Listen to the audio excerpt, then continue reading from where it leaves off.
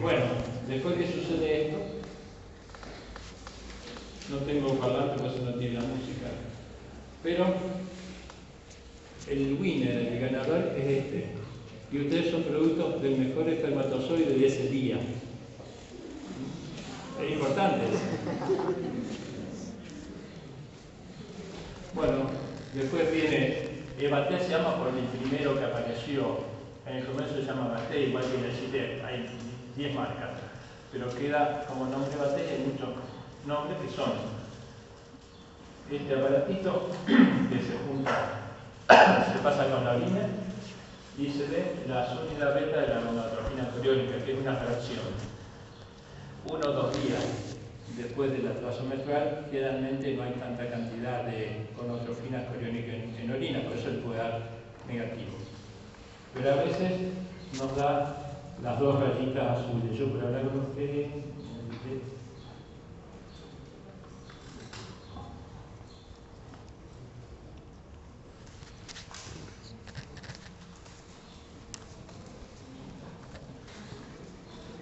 ustedes ven tiene una rayita de testigo y otra que puede ser más o menos fucsia. Y bueno, a algunos le da un paro cardíaco y otros se ponen contentos. Sobre todo, este resultado es distinto para las distintas mujeres, no es para todo igual. Según todas las vivencias que tuvieron desde que son chicas en adelante, porque son mujeres que se embarazaron buscando un embarazo y que se ponen contentas porque tienen un Evaté positivo. Mujeres que no buscaron el embarazo, la mayoría no lo busca, por eso agradezco que los anticonceptivos hayan puesto ahora ácido fólico, porque eso es una forma de prevenir los defectos del tubo neural. O mujeres que han tenido 1 o 2 pérdidas y buscan otra vez otro embarazo. Cada una tiene vivencias del embarazo como vivió su infancia. Nosotros jugamos a la pelota, íbamos con la gomera, las chicas jugando a las muñecas, esas cosas. Cuando yo tenía una vecinita que para el cumpleaños quería una cocina con todo, la madre dijo, no, cocina no, teléfono. Claro, teléfono para pedir la comida.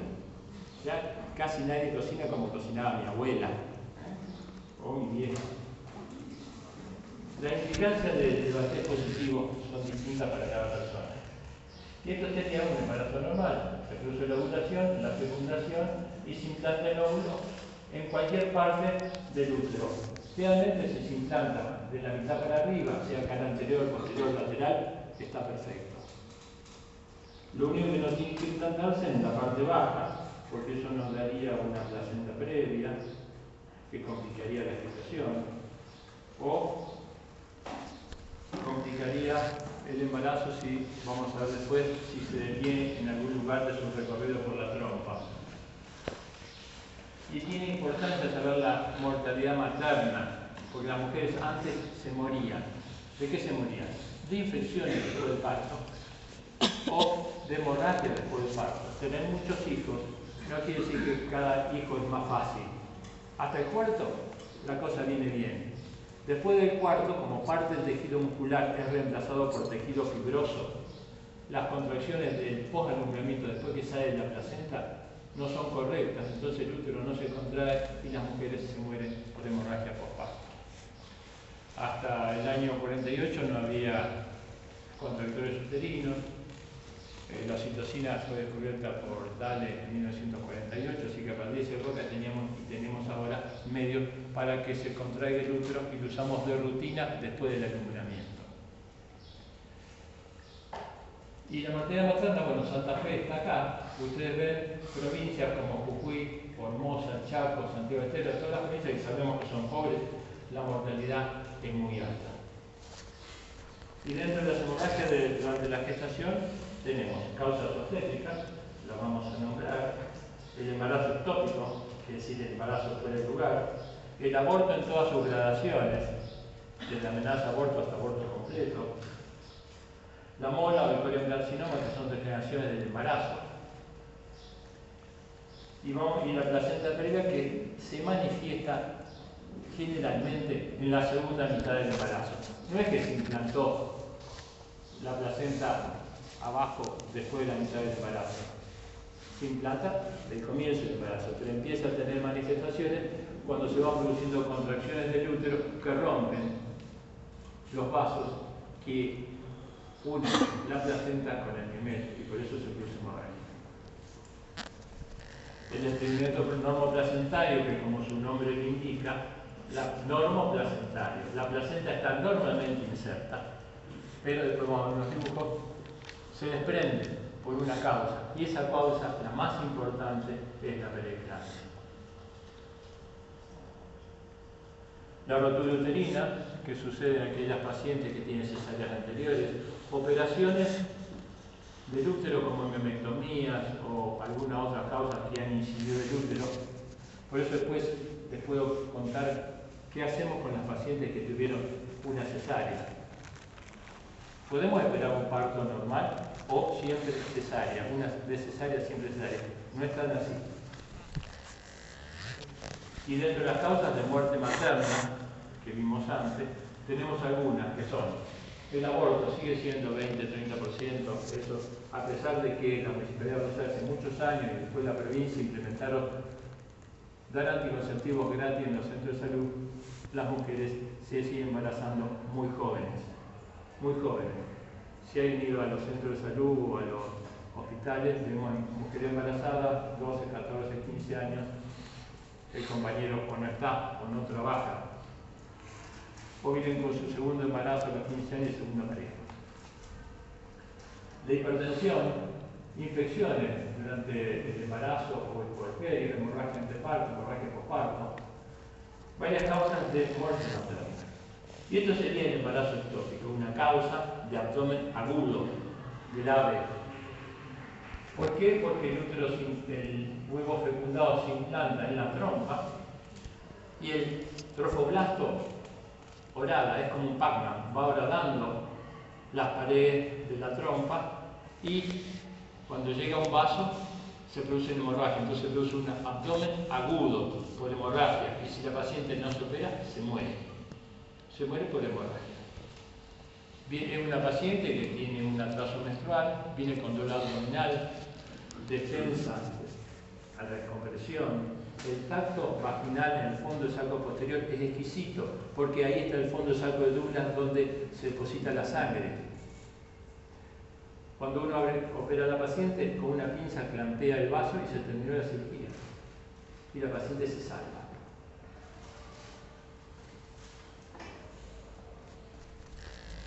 Bueno, el tratamiento depende, se lo van a enseñar en ginecología, tratamiento médico como el metotrexate, o si no, por videolaparoscopía o una laparotomía, es decir, abrir el abdomen para buscar el vaso que sangra. Y vamos a otra causa que es el aborto. El aborto es la pérdida del embarazo antes de las 20 semanas de gestación. Menos de 20 semanas es aborto. Más de 20 semanas puede ser parto inmaduro, prematuro o término. Se arregló 20 semanas o 500 gramos. Porque muchas pacientes, el 30% de las pacientes, no sabe su última menstruación.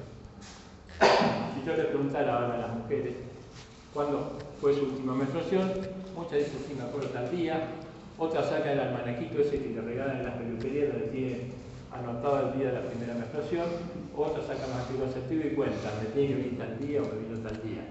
Pero el 35% no tiene idea. Me parece que fue en el cumpleaños de mi prima, o cuando fui al cine a ver no sé qué. ¿Es así? Entonces se fijó 20 semanas o 500 gramos para abajo es aborto. Porque si una paciente con un aborto y no sabemos de cuánto está, tiene menos de 500 gramos, lo clasificamos como aborto. Dice que esto es una catarata de sucesiones, no son cosas distintas. Empieza como amenaza de aborto, sigue aborto en curso, aborto completo, aborto incompleto y aborto infectado. ¿Se escucha bien desde atrás, doctora? Bien. Vamos a ver cada uno de ellos. Puede ser aborto precoz o aborto tardío. El aborto precoz es antes de las 12 semanas y el tardío es de las 12 y 20 semanas. La diferencia es que el aborto precoz generalmente cuando se produce en un tiempo. Se elimina el saco y el embrión, o la placenta y el embrión. En cambio, después de los 3 meses, lo que hace, a veces se pierde el embrión y queda la placenta.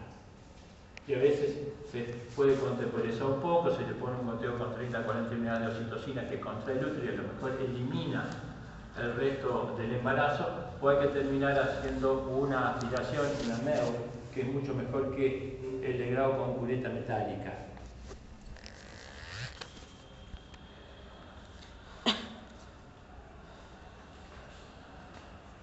Dentro de los abortos espontáneos durante el primer trimestre hay que tener en cuenta las anomalías cromosómicas. La naturaleza es muy sabia.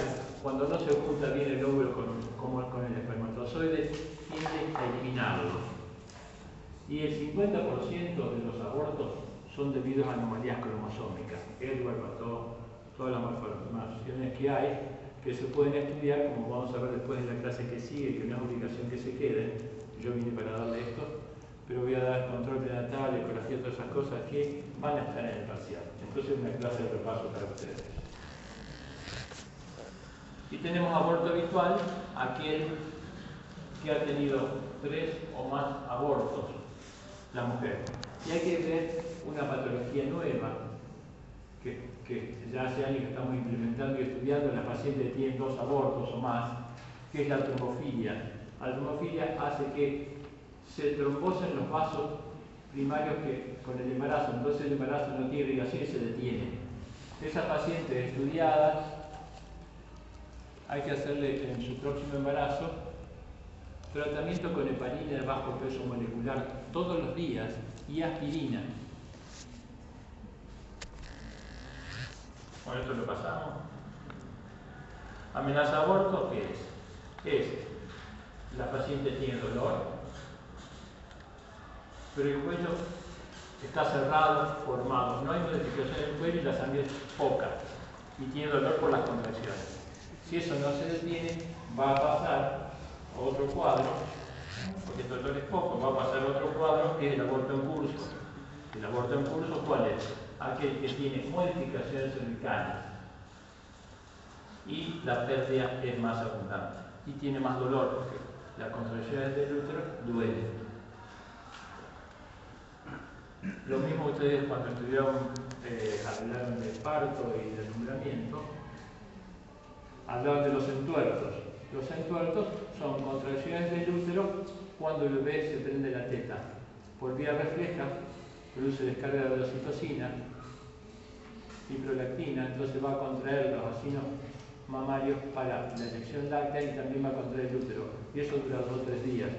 Y en mujeres, sobre todo las multíparas, no la primípara, las multíparas, el útero no se contrae bien, como dije al principio. En cambio, las primíparas, que tienen todo el útero intacto, se contrae bien y generalmente no tienen entuertos.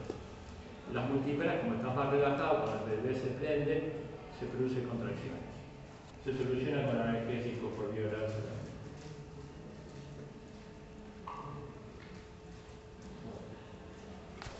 Y después tenemos el aborto completo, que es la eliminación completa del embarazo. Se eliminó todo, le hacemos una ecografía y no hay nada. Entonces, el dolor que tenía, la pérdida de sangre, y se elimina el saco, el embrión y la placenta. Y se va el dolor y disminuye la hemorragia. Y el aborto incompleto es cuando queda parte del embarazo. Entonces sigue teniendo dolor, sigue teniendo hemorragia, a pesar de eliminar parte de su embarazo. Y el aborto infectado es cuando algún germen penetra y produce infección.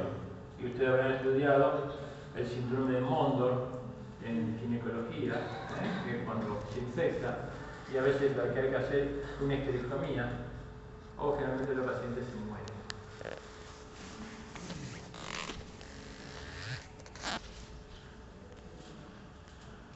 Dentro de las patologías del embarazo tenemos el embarazo molar,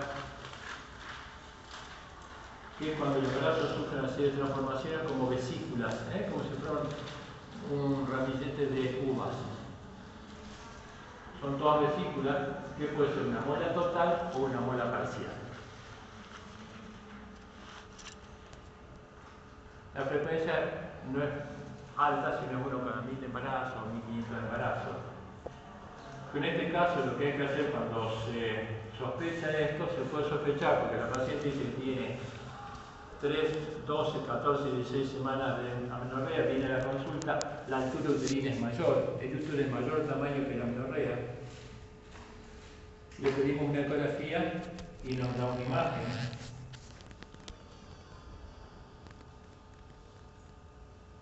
Y generalmente, una imagen que ahora vamos a ver, realmente no hay actividad embrionaria.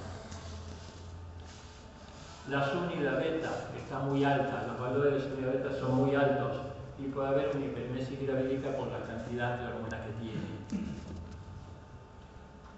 El legrado por aspiración, mejor que cubrir con cureta metálica. Se aspira, eso ya vamos a ver cuando veamos a MEU. Y esta es la imagen que tiene.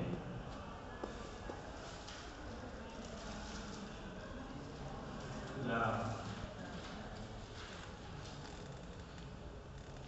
ecografía.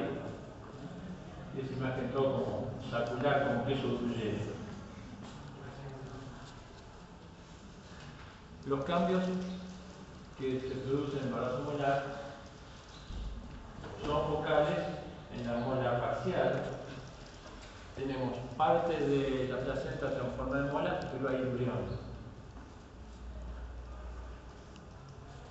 Toda paciente que tiene una mola hay que pedirle una radiografía de tórax, porque puede ser una declaración coriocarcinoma si tenemos metástasis en pulmón. Entonces, toda paciente debe ser sacada una radiografía de tórax. Esta sería una ecografía de una mola parcial.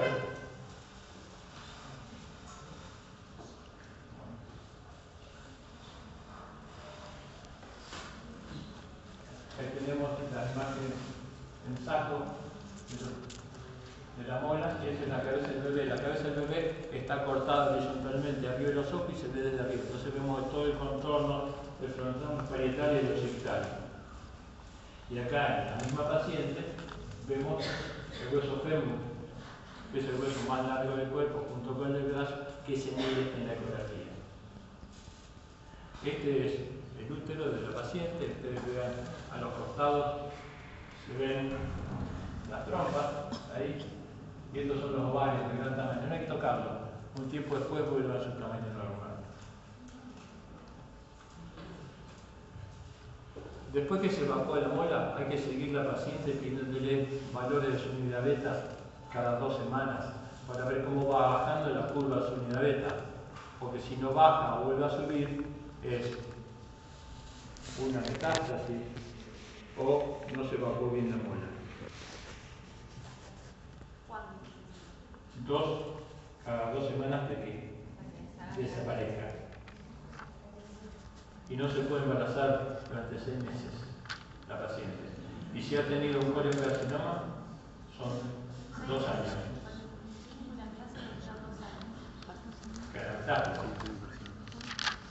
No, cuando tenías uno. A mí me dijeron uno. Por un año. Y Lo que pasa es que si la gonadotrofina baja, fuiste en criterio, 6 meses o un año y medio. Claro, porque hay mucho medicina, pero puedes decir nada, no hay ningún problema. Pero usted va siguiendo cada 15 días, va viendo cómo va bajando la subunidad beta y está en cero, está segura que esa paciente eliminó toda su mola. Si baja y después vuelve a subir, hay que investigar que no tenga una recidiva de la mola o una.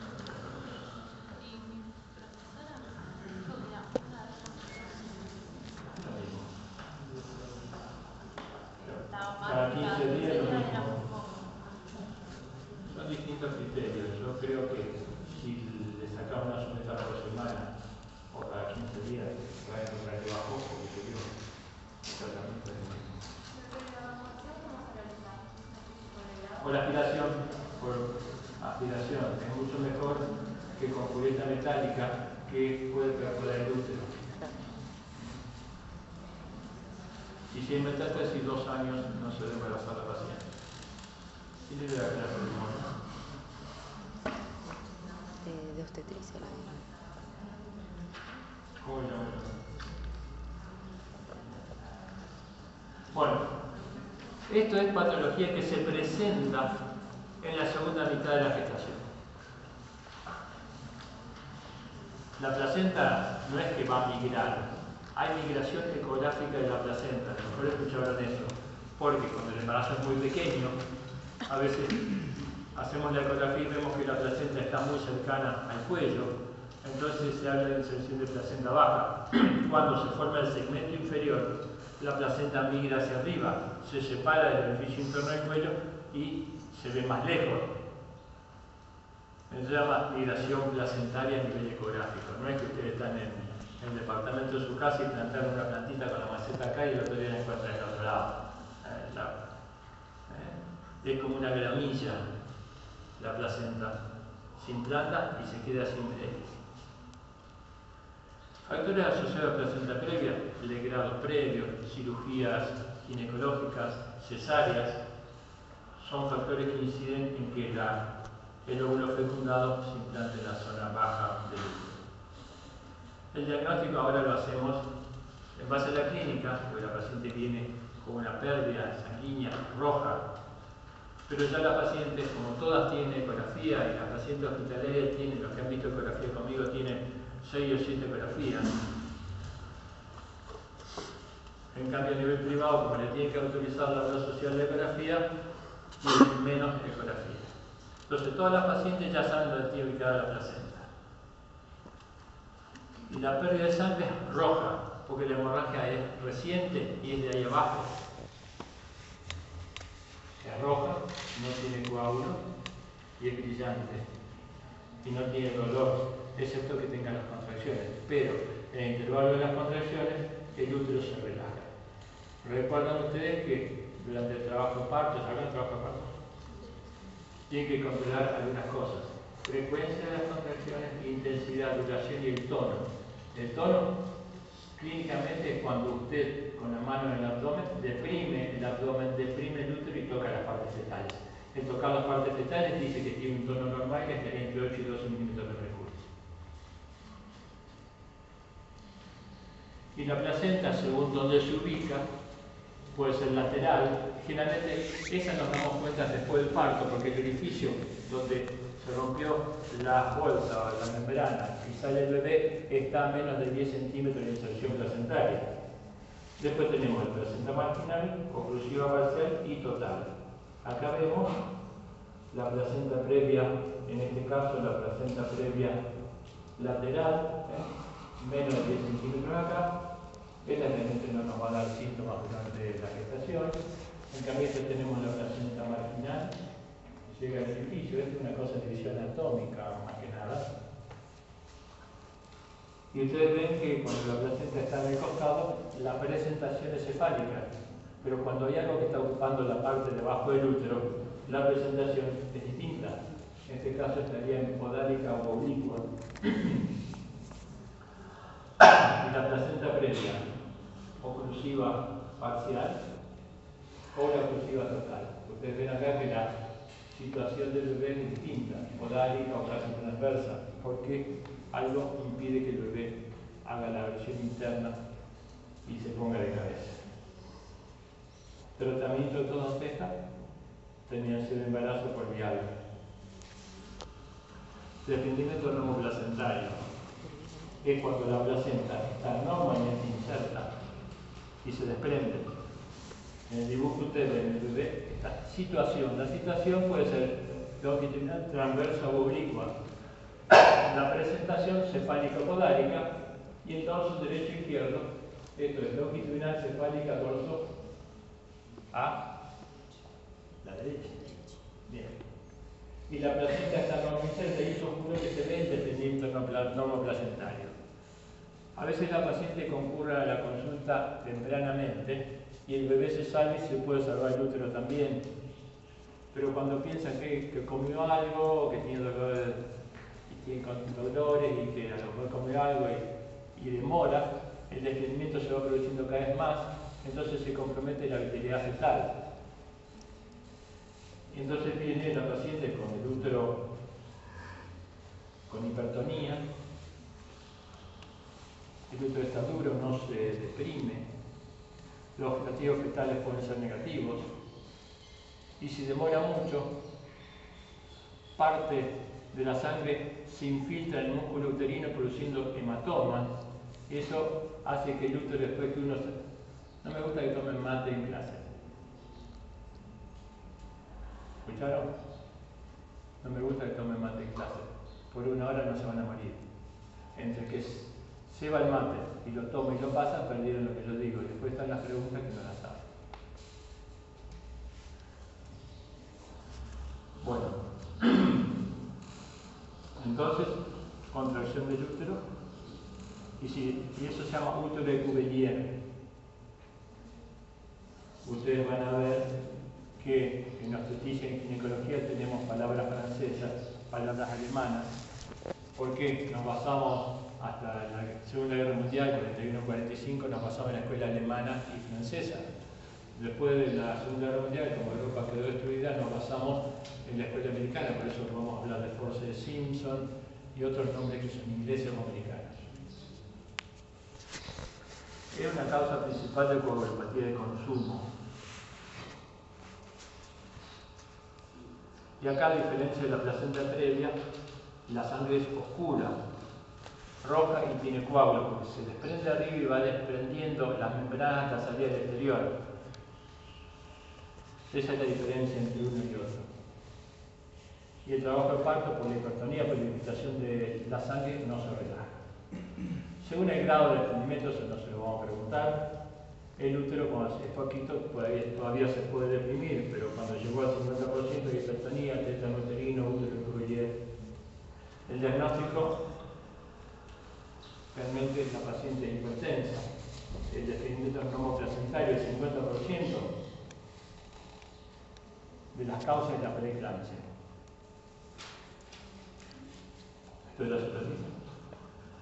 Y dentro de las causas no obstétricas, muy fácil. Desprendimiento neumoplacentario, hipertonía uterina, causa etiología 50% hipertensión, preeclampsia, sangre roja, oscura, con coágulos, hipertonía uterina.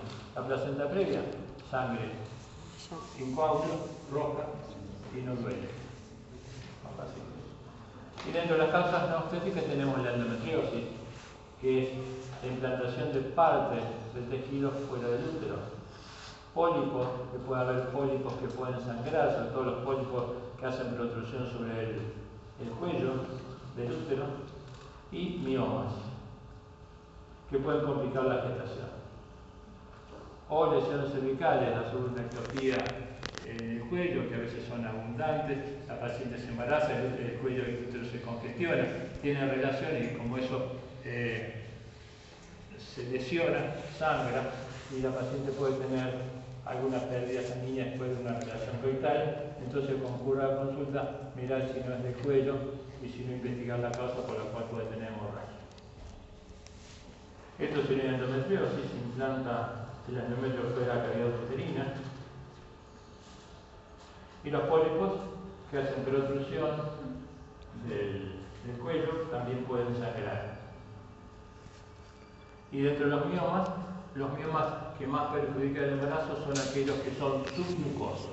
Los que subserosos y los que crecen hacia afuera realmente no perjudican el embarazo y la paciente puede tener un embarazo con un mioma de medio kilo o más que no le va a perjudicar el embarazo. En cambio, aquellos que están submucosos son los que perjudican a la paciente no embarazada, que le dé hipermenorrea, menstruaciones muy abundantes, muchos días, y a veces tiene que terminar haciendo una histerectomía por causa de esos miomas submucosos que tiene. Y el que está en el medio puede que sea hacia adentro, puede que sea hacia afuera. Los que están ubicados en la parte inferior pueden bloquear o no dejar que se produzca el trabajo de parto.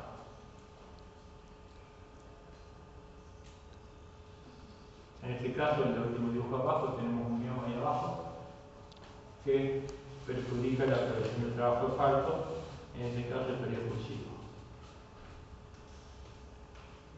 La altura uterina es mayor.